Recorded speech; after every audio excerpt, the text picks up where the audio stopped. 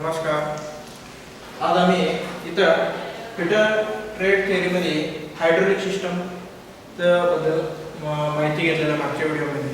तर मागच्या व्हिडिओमध्ये काय बघितलं आम्ही, तर इंट्रोडक्शन ऑफ हायड्रोलिक सिस्टम म्हणजे काय हायड्रोलिक सिस्टम म्हणजे काय त्याबद्दल आणि काय त्याचं वर्किंग काय आहे त्याबद्दल माहिती घेतलेलं आहे. त्यानंतर principle of hydraulic system, hydraulic system कुठल्या प्रिन्सिपलवरती काम करते त्याबद्दल म्हणजे फॉर एक्झाम्पल पास्कल्स लॉ बद्दल आम्ही काय केलेलं आहे मागच्या व्हिडिओमध्ये बघितलेलं आहे.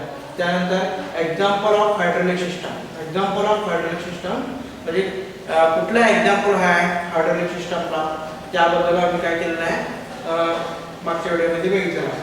आणि त्यानंतर त्याला एक्झाम्पलमध्ये आम्ही इमेज पण बघितलेलं आहे, म्हणजे कुठला इमेज आहे तर कसं वर्किंग आहे त्याचं हायड्रोलिक सिस्टममध्ये. त्यानंतर ॲडव्हान्टेज ऑफ हायड्रोलिक सिस्टम म्हणजे हायड्रोलिक सिस्टममुळे काय आपल्याला ॲडव्हान्टेज आहे त्याबद्दल पण मागच्या व्हिडिओमध्ये बघितलेलं आहे. आणि त्यानंतर डिसॲडव्हान्टेज ऑफ हायड्रोलिक सिस्टम म्हणजे मागच्या व्हिडिओमध्ये आम्ही काय हायड्रोलिक सिस्टमला ॲडव्हान्टेज आहे म्हटलं तर एक डिसॲडव्हान्टेज पण असणार आहे, तर त्याबद्दल पण मागच्या व्हिडिओमध्ये बघितलेलं आहे. त्यानंतर ॲप्लिकेशन ऑफ हायड्रोलिक सिस्टम, काय ॲप्लिकेशन आहे हायड्रोलिक सिस्टमचं तर हे पण मागच्या व्हिडिओमध्ये बघितलेलं आहे. तर कॉम्पोनेंट ऑफ हायड्रोलिक सिस्टम आणि कॉम्पोनेंट ऑफ हायड्रोलिक सिस्टम याबद्दल बघायचं. आज आम्ही आजच्या व्हिडिओमध्ये schematic diagram of hydraulic system म्हणजे काय हायड्रोलिक सिस्टम कसं वर्किंग करतं तर एक एक्झाम्पल आहे, डायग्राम आहे इथं, तर ह्याबद्दल आपण बघूया काय कसं म्हणजे वर्किंग कसं होतं. तर म्हणजे आता फॉर एक्झाम्पल एक JCB असू दे, एक जॅक असू दे, तर ते वर्किंग कसं करत असते त्याबद्दल एक सिंपल डायग्राम आहे. तर ह्या डायग्राममुळे आपल्याला माहिती होते की म्हणजे हायड्रोलिक सिस्टम कसं वर्किंग होत असतं. तर बघा इथे पहिल्यांदा फ्लूइड टँक आहे, फर्स्ट स्टार्टिंगला काय आहे फ्लूइड टँक आहे. तर हे फ्लूइड टँक म्हणजे काय, हे टँक कशासाठी यूज करतात ह्यामध्ये ऑइल फिल करण्यासाठी, ऑइल म्हणजे ऑइल भरण्यासाठी, एक स्टोरेज करण्यासाठी ऑइलचं टँक यूज करतात. आणि ह्या टँकला काय असते तर एक इंडिकेटर असते. इंडिकेटर म्हणजे ऑइल ह्याच्यामध्ये किती भरलेलं आहे, तर मॅक्सिमम किती असायला पाहिजे आणि मिनिमम किती असायला पाहिजे असं ह्या टँकमध्ये म्हणजे टँक कशासाठी यूज करतो आम्ही, एक ऑइल स्टोरेज करण्यासाठी यूज करतो. त्यानंतर नेक्स्ट इकडे बघा ऑइल वरचं आता हे काय पाईप आहे, तर पुढे काय बसवलेलं आहे एक फिल्टर बसवलेलं आहे. तर फिल्टर काय आहे इथं तर ह्या टँक मध्ये येणारं ऑइल तर इथं फिल्टर होऊन काय होणार आहे नेक्स्ट पुढे जाणार आहे. तर फिल्टर का बसवलेलं आहे तर ऑइल मध्ये काही पार्टिकल्स म्हणजे डस्ट पार्टिकल्स जे काय आहे ते फुल फिल्टर करून काय करत असते सिस्टम मध्ये पुढे पाठवते. तर फिल्टर मुळे काय होत असते तर इथं फिल्टर झाल्यामुळे सिस्टम मध्ये व्यवस्थित वर्किंग होत असते. म्हणजे जे काय कंपोनेंट आहे फॉर एक्झाम्पल हायड्रोलिक पंप आहे, प्रेशर रेग्युलेटर आहे, कंट्रोल व्हाल्व आहे, हे काय तर फिल्टर झालेलं ऑइल तर व्यवस्थित काय होत असते ह्या सिस्टम मध्ये ऑइल सर्क्युलेशन व्यवस्थित होत असते. जर फिल्टर जर आपण नाही यूज केलं तर काय होत असते तर फॉर एक्झाम्पल कंट्रोल व्हाल्व आहे, हे कंट्रोल व्हाल्व जर त्याच्यामध्ये डस्ट पार्टिकल जर जाऊन बसलं तर हे वर्किंग होणार नाही. तर त्यासाठी आपल्याला काय लागते एक फिल्टर लागते. तर नेक्स्ट आता फिल्टर झाला, आता फिल्टर पासून नेक्स्ट आता हायड्रोलिक पंप. हायड्रोलिक पंप आता हायड्रोलिक पंप कशासाठी यूज करतो मी तर ह्या टँक मधलं ऑइल, ह्या टँक मधलं ऑइल पंप काय करते सक करते, सक्शन करते. तर सक्शन केल्यावर काय होते तर म्हणजे कधी पंपचं फॉर एक्झाम्पल हायड्रोलिक पंप मध्ये गिअर पंपचा यूज करतात. तर गिअर पंप काय करते गिअर कधी रोटेशन होते तर हे काय झालं मेकॅनिकल एनर्जी. तर मेकॅनिकल एनर्जी कधी कन्वर्ट होते त्या टाइममध्ये हायड्रोलिक एनर्जी काय होते क्रिएट होते. म्हणजे प्रेशर क्रिएट होऊन ऑइल पुढे ढकलण्याचं काम काय करते हायड्रोलिक पंप वर्क करतो. तर त्यानंतर हायड्रोलिक पंप झाला. आता नेक्स्ट प्रेशर रेग्युलेटर. तर इथनं पंप पासून पुढे येणारे जे ऑइल आहे तर त्याला किती प्रेशर आहे तर ते दाखवण्यासाठी काय करते, ते इंडिकेट करण्यासाठी आपण इथे प्रेशर रेग्युलेटर बसवलं असतं. तर म्हणजे ऑइल सिस्टम मध्ये किती प्रेशर पाहिजे, तर हे पण इम्पॉर्टंट आहे. तर त्यासाठी काय केलं जातं, एक प्रेशर रेग्युलेटर बसवलेलं असतं. आणि नेक्स्ट कंट्रोल व्हॉल्व कशासाठी असते, तर फॉर एक्झाम्पल डायरेक्ट ह्याला काय म्हणते, डायरेक्शनल कंट्रोल व्हॉल्व. इकडे बघा डायरेक्शनल कंट्रोल व्हॉल्वचं काय काम असतं.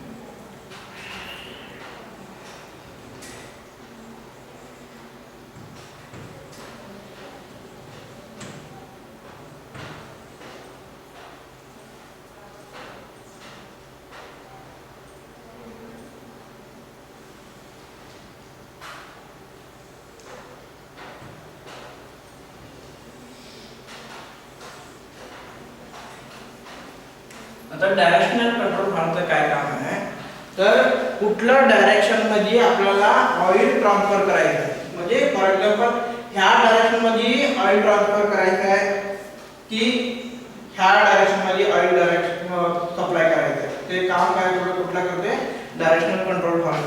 तर इथे एक एक्झाम्पल आहे, हे डायरेक्शनल कंट्रोल आहे, एक डायरेक्शनल कंट्रोल व्हॉल्व आहे. तर इथे बघा PAB हे पोर्ट आहे. म्हणजे ह्याबद्दल जर करता ऑइल P मध्ये जर सप्लाय केलं, तर P मध्ये सप्लाय झाला तर B साईडला जाणार नाही, कारण की इथं काय पिस्टन आहे. तर पिस्टन काय म्हणजे अडवलंय, म्हणजे ऑइल B साईडला जाणार नाही. तर हे P to A काय झालं, कनेक्ट झालं. तर P to A कनेक्ट झाल्यावर इथं पिस्टन मध्ये काय झालं, ऑइल ह्या साईडला सप्लाय झाला. तर ह्या साईडला सप्लाय झाल्यावर पिस्टन काय झाला, फॉरवर्ड डायरेक्शन मध्ये काय झाला, मूव्ह झाला. म्हणजे ह्या डायरेक्शन मध्ये मूव्ह झाला, P to A कनेक्ट झाला.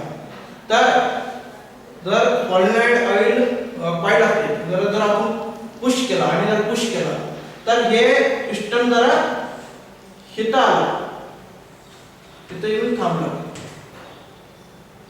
तिथे येऊन थांबलं. तर काय झालं, आता नेक्स्ट आता काय झालं,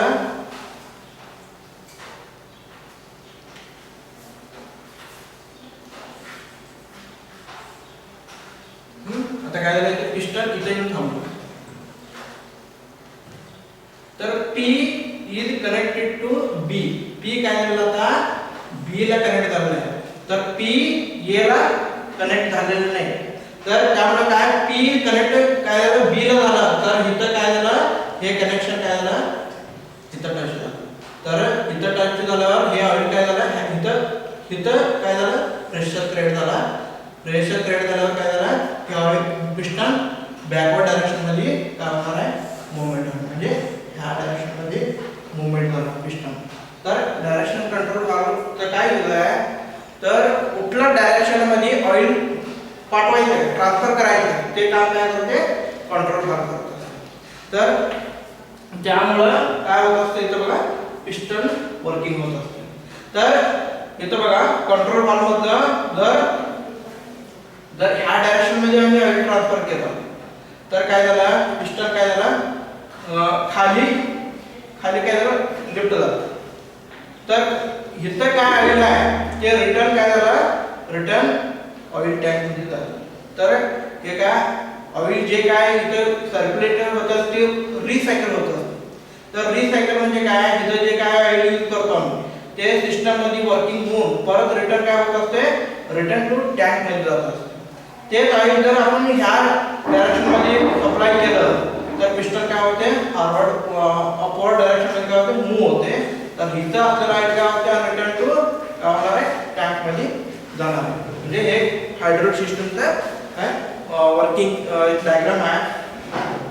त्यानंतर पहिला component main component of the hydraulic system मध्ये आपण पहिल्यांदा हायड्रोलिक रिझर्व्हर म्हणजे हायड्रोलिक रिझर्व्हर म्हणजे काय हायड्रोलिक टँक आम्ही आता डायग्राम मध्ये बघितलं आहे त्या हायड्रोलिक टँक कशासाठी यूज करतो तर हायड्रोलिक बघा हायड्रोलिक रिझर्व्हर म्हणजे काय तर किंवा हायड्रोलिक टँक म्हणजे काय Any hydraulic system require a sufficient amount of high quality fluid at all time for its efficient operation. म्हणजे कुठल्याही एक हायड्रोलिक सिस्टम मध्ये आपल्याला sufficient amount of high quality fluid पाहिजे म्हणजे हायड्रोलिक सिस्टम मध्ये एक sufficient amount of high quality fluid म्हणजे ऑइल पाहिजे आणि the fluid is drawn and pushed by the pump circulated continuously throughout various intermediate component to system actuator and then carried back to the reservoir. The circulating fluid is liable to accumulate contaminants and absorb heat from the system. Therefore, the fluid must be serviced before it is pumped again into the system. म्हणजे hydraulic system मध्ये एक high quality fluid पाहिजे system hydraulic system मध्ये एक high quality fluid पाहिजे तर ते fluid आपण कुठे स्टोरेज करणार आहे एक टँक मध्ये काय करणार आहे स्टोरेज करणार आहे त्यानंतर ते स्टोरेज असलेलं ऑइल काय करते पंपमुळे काय होत असते सक्शन घेऊन एक प्रेशर पंपमुळे एक प्रेशर क्रिएट करून सिस्टम मध्ये काय करतोय पाठवलं जातोय तर ते सिस्टम वर्किंग होऊन रिटर्न आणि परत काय होत असते हायड्रोलिक टँक मध्ये आणि रिसायकल होत असते तर ह्यामुळे काय करतात हायड्रोलिक रिझर्व्हरचा यूज करतात आणि त्यानंतर आपण त्या एक डायग्राम बघूया त्याचा पार्ट बघूया हायड्रोलिक रिझर्व्हरचं तर काय त्याचा पार्ट कुठे यूज होतात तर हायड्रोलिक रिझर्व्हर अँड इट्स पार्ट काय आहे त्याचा पार्ट काय बघूया आता बघा एक हायड्रोलिक टँक तर ह्यामध्ये रिटर्न लाईनचं एक दाखवलं रिटर्न लाईन म्हणजे काय जे काय ऑइल सिस्टम मध्ये गेलेलं आहे ते परत रिटर्न मध्ये यायला पाहिजे तर रिसायकल होतात तर त्यासाठी इथे रिटर्न लाईन म्हणून दाखवलं आणि इथं ड्रेन रिटर्न म्हणजे काय जे काय आपण फर्स्ट स्टार्टिंगला आपण ऑइल फिल करणार आहे ते ड्रेन रिटर्न आणि त्यानंतर पंप इनलेट लाईन म्हणजे टँक मधलं ऑइल पंपला जाणार पंपला सप्लाय होत असते ते पंप म्हणताना त्याला पंप इनलेट लाईन पंपला जाणारे लाईन आहे आणि त्यानंतर इथे स्टेनर कशासाठी यूज करतात जे ऑइलला इनलेटला जाणार आहे ऑइल इनलेट म्हणजे सिस्टम मध्ये ऑइल जाणार आहे म्हणजे ते सिस्टम मध्ये म्हणजे इथं ऑइल मध्ये टँक मध्ये असलेलं ऑइल सिस्टम मध्ये जायचं अगोदर इथे एक स्टेनर असतो ते स्टेनरचं काय काम आहे तर इथं ते स्टेनर ऑइलला फिल्टर करून इनलेट पंपला पाठवतो तर पंपचं नंतर एक काय असतं फिल्टर पंपचं नंतर एक फिल्टर असतं तर इथे पहिल्यांदा फर्स्ट काय असते काय क्लीन होऊन मग इनलेट मध्ये जातो त्यानंतर ड्रेन प्लग कशासाठी बसवलं असतात तर ऑइल मधलं टँक मधलं ऑइल काय आहे जर आपल्याला जर काढायचं असेल तर एक प्लग बसवलं असतं ते प्लग जर आपण काढलं तर ऑइल आपल्याला बाहेर काढता येते सगळं त्यासाठी काय केलं असतं ड्रेन प्लग यूज केला असतं आणि त्यानंतर thermometer and site glass thermometer काय बसवलं असतं जे काय सिस्टम मध्ये वर्किंग होऊन ऑइलचं टेम्परेचर ऑइलचं तापमान काय आहे ते बघण्यासाठी काय यूज केलं असतं थर्मोमीटरचा एक बसवलं असतं तर त्यानंतर एक साईट ग्लास पण असते तर काय ग्लास काय यूज केलं असतं जे ऑइल ह्या टँक मध्ये किती आहे मॅक्झिमम किती असायला पाहिजे आणि मिनिमम किती असायला पाहिजे ते इंडिकेट करण्यासाठी एक ग्लास बसवला असतो तर त्यामुळे ते ग्लास मध्ये काय आपल्याला टँक मध्ये ऑइल किती आहे तर आपल्याला दाखवतो आणि बफल प्लेट आहे. हे बफल प्लेट कसं द रिटर्न मध्ये आलेला ऑइल काय आहे तर काय काय होत असते ते बबल्स क्रिएट होत असते. तर ते बबल्सला काय करतं ते अवॉइड करत असते. आणि त्यानंतर एंड प्लेट याला ह्या पार्टला एंड प्लेट म्हणतात. तर हे काय आहे पार्ट्स ऑफ हायड्रोलिक टँक किंवा रिझर्व्हर टँक हे पार्ट्स आहेत. ते बघा हायड्रोलिक सिस्टम रिझर्व्हरचं बघा हे इनलेट साईडचं आहे, एक रिटर्न साईडचं आहे आणि हे बफर प्लेट आहे. रिटर्न मध्ये आलेलं ऑइलचं बबल्स काय असतं ते अवॉइड करून हे केलेलं असतात. एक सिस्टम असं म्हणजे इंटरनल सिस्टम टँकचं सिस्टम असं असतं. आता नेक्स्ट फिल्टर. सिस्टम मध्ये आपल्याला फिल्टरचं यूज का करावं लागतं तर त्यामुळं त्याबद्दल थोडासा माहिती घेऊया. तर बघूया hydraulic fluid is kept clean in the system with the help of filter and strainer. तर हायड्रोलिक सिस्टम मध्ये जे काय ऑइल आपण फिल्टर करून पाठवायचं आहे तर त्यासाठी आम्ही काय यूज करतो फिल्टर आणि स्ट्रेनरचा यूज करतो. तर फिल्टर काय यूज करावं लागतं तर ऑइल मध्ये आपल्याला पार्टिकल डस्ट पार्टिकल ते काढायचं असेल तर आपल्याला काय करावं लागतं फिल्टर आणि स्ट्रेनरचं काय करावं लागतं यूज करावं लागतं. It remove the minute particles from the fluid which can cause blocking of the orifice of servo valves or cause jamming of spools. म्हणजे it removes the minute of particles. minute म्हणजे small पार्टिकल्सला पण काय करत असते filter करून oil मधलं small particle dust particle जे काय आहे ते फिल्टर करून काय केलं असतं पुढे पाठवले. तर ह्या फिल्टरमुळे काय होत असते तर कुठलाही part for example control valve असू दे किंवा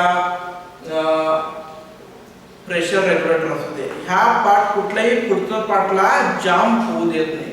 तर ऑइल फिल्टर असल्यामुळे पुढच्या सिस्टमला काही प्रॉब्लेम होत नसते. तर types of hydraulic filter. Filter मध्ये काय आहे टाइप्स आहे कुठल्या टाइप्स आहे बघूया. तर पहिल्यांदा सक्शन फिल्टर. सक्शन फिल्टर म्हणजे काय बघूया. सक्शन म्हणजे काय बघा the suction filter provides protection to the hydraulic pump from the particles larger than 10 micron. म्हणजे सक्शन फिल्टर कुठं असतं बघा सक्शन फिल्टर हे बघा हे काय आहे सक्शन फिल्टर असतं.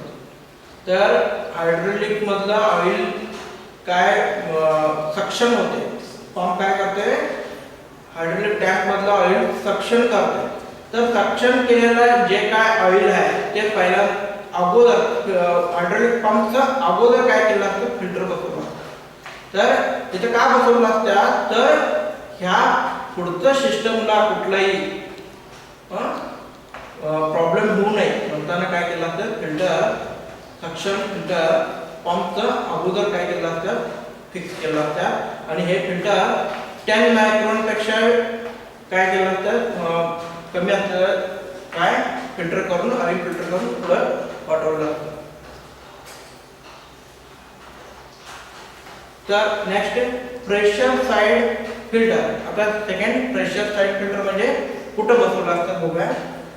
Located downstream from the hydraulic pump, these filters are designed to clean the fluid as it exits the pump to protect the more sensitive system components such as control valve and actuators from the contaminant generated from the pump. म्हणजे काय pressure side filter आहे की नाही हे कुठं बसवलं असतं बघूया डायग्राम मध्ये.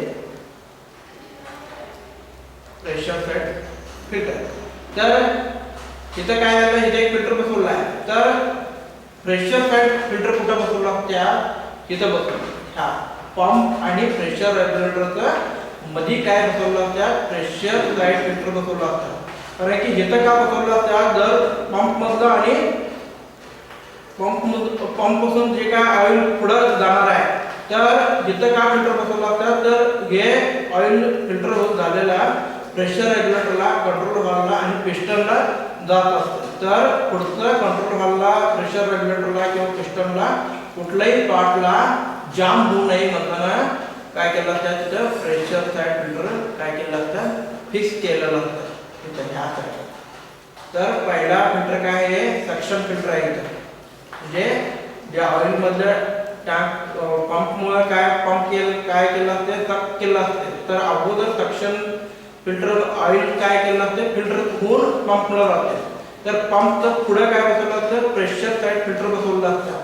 तर प्रेशर साईड फिल्टर बसवल्यामुळे काय पुढचं कुठल्याही पॉटला काय प्रॉब्लेम होणार नाही, त्यासाठी प्रेशर साईड फिल्टर बसवलं. त्यानंतर रिटर्न साईड फिल्टर, रिटर्न साईडला फिल्टर बसवलं असतं. तर रिटर्न साईड फिल्टर म्हणजे काय बघूया, located between the control valve and the fluid reservoir. This filter are designed to capture the debris from the hydraulic system working component before returning the fluid back to the reservoir. म्हणजे काय, return side filter म्हणजे काय, जे काय system मध्ये working झालेलं oil आहे तर रिटर्न काय करत असतं, ऑइल टँक मध्ये येत असतं. तर ऑइल टँक मध्ये येत असताना म्हणजे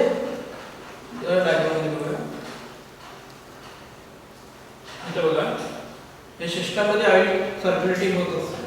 तर पिस्टन काय झाला आता ह्या साईडला मूव अपवर्ड डायरेक्शन मध्ये मूव झाला, तर रिटर्न काय होत असतं, ऑइल टँक मध्ये येत असते.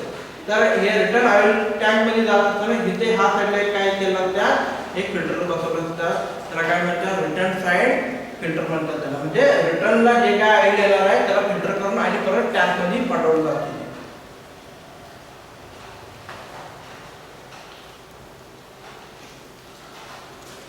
Next offline filter. These filters are used independent from the hydraulic system to clean hydraulic fluid before it enters the hydraulic system itself. म्हणजे ऑफलाइन फिल्टर म्हणजे काय, फर्स्ट स्टार्टिंगला आपण जे काय ऑइल टँक मध्ये पाठवणार आहे स्टार्टिंगला, ठीक आहे, ऑफलाइन फिल्टर म्हणतात त्याला. तर या हायड्रोलिक सिस्टमला काय इंडिपेंडेंट आहे, म्हणजे इंडिपेंडेंट आहे. तर स्टार्टिंगला जे काय हायड्रोलिक म्हणजे किंवा एक बॅरल मध्ये ऑइल आहे तर आपण टँक मध्ये ट्रान्सफर करणार. तर टँक मध्ये ट्रान्सफर करायच्या अगोदर आपण काय करतो, तिथं ऑइल इथलं ऑइल पण काय करायला लागतं, आपल्याला फिल्टर करून टँक मध्ये पाठवलं पाहिजे. ते त्याला काय म्हणतात, ऑफलाइन फिल्टर म्हणतात. आता नेक्स्ट प्रेशर गेज म्हणजे काय बघूया.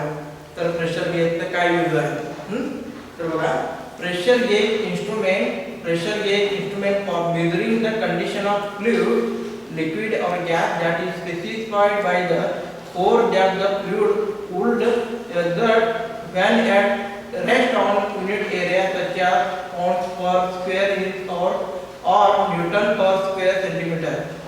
म्हणजे काय, प्रेशर रेग्युलेटर कशासाठी यूज करतो, इथे बघा हे प्रेशर रेग्युलेटर आहे, हे बर्नर ट्यूब प्रेशर गेज आहे.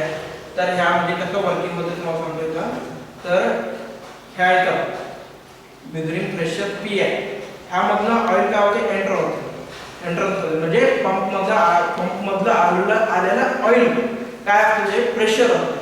तर प्रेशर असलेलं ऑइल काय होते, ह्या ट्यूब मधनं काय होते, आतमध्ये जाणार. तर गेल्या वेळेस इथे एक लिव्हर आहे, तर हे लिव्हरला ते प्रेशर काय होते, ऍक्ट होते. तर प्रेशर ऍक्ट झाल्यावर किती प्रेशर ऍक्ट झालेलं आहे तेवढं फोर्स ह्या पिनियनला काय होते, फोर्स पडते. त्या टाइमला हे जे काय प्रेशर आहे तेवढं काय होते, हे इंडिकेटर काय होत असते, मूवमेंट होत असते.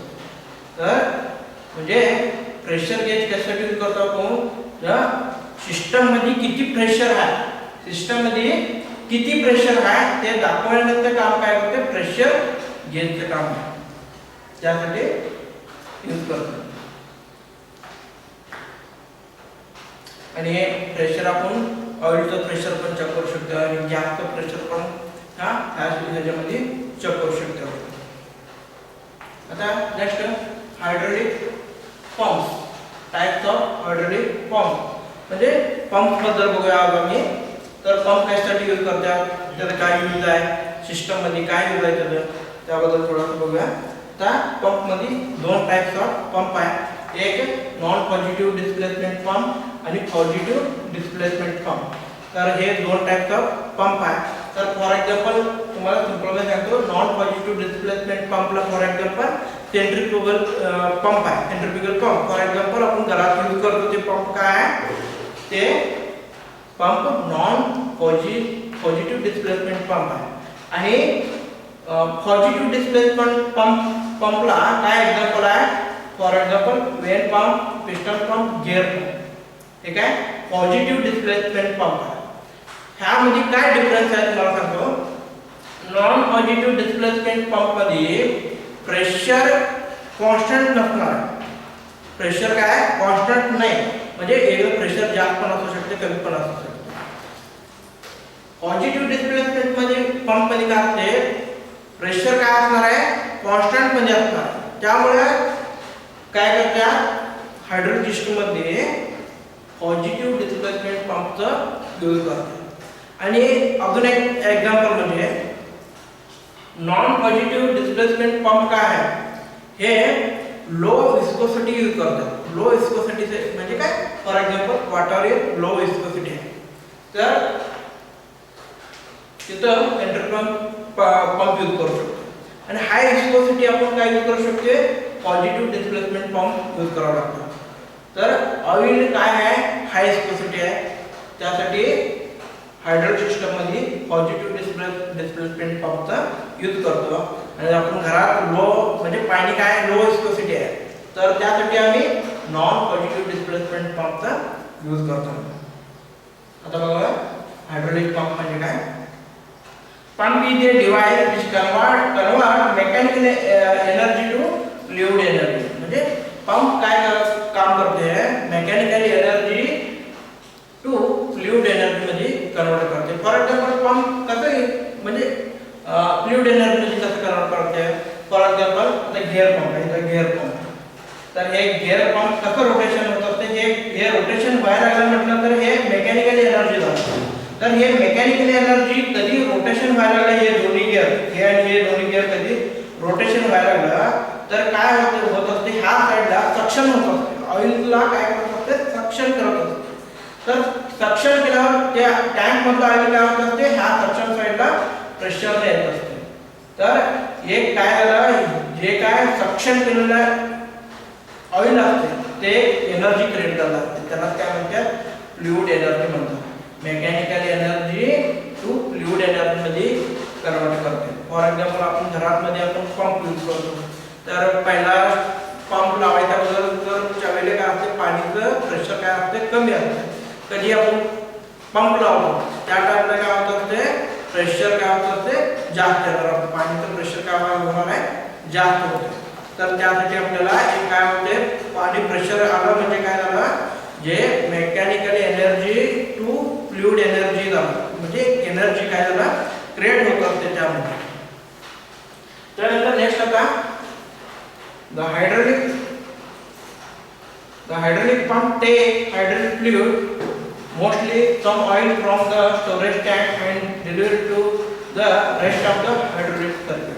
तर हायड्रोलिक पंप काय करते, जे काय ऑइल टँक मध्ये असलेलं ऑइल काय करते, सक्शन करून हायड्रोलिक सिस्टम मध्ये काय केलं जाते, काय करते, पाठवलं जाते. म्हणजे पंपचं काय म्हणजे रेस्ट असलेलं हायड्रोलिक सिस्टम, हायड्रोलिक सर्किट मध्ये काय करते, ऑइल सप्लाय करण्याचं काम काय करते, हायड्रोलिक पंप वर काम करते. तर next hydraulic pumps are characterized by its flow rate, capacity, power consumption, drive speed, pressure delivery, याचा आउटलेट आणि एफिशियन्सी ऑफ द पंप. म्हणजे एक पंप आहे, आपण एक परचेज करणार आहे, एक पंप आपण परचेज करणार आहे, तर कसं परचेज करायला पाहिजे, तर त्यामध्ये आपण काय बघायला लागते, तर फ्लो रेट, कॅपॅसिटी आणि पॉवर कंझम्पशन किती आहे, त्यानंतर ड्राईव्ह स्पीड किती आहे, pressure delivered at the outlet and efficiency of the pump. पंपचा एफिशियन्सी किती आहे, आउटलेटला किती डिलिव्हरी होते ऑइल, त्या गोष्टीचं सगळ्या गोष्टीचा विचार करून एक आपण पंपचा परचेज करू शकतो.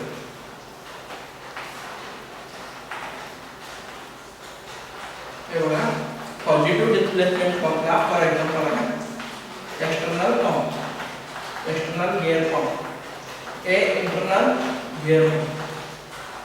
ग्रेटर पंप, लो पंप, हे काय पॉझिटिव्ह डिस्प्लेसमेंट पंपला फॉर एक्झाम्पल आहे.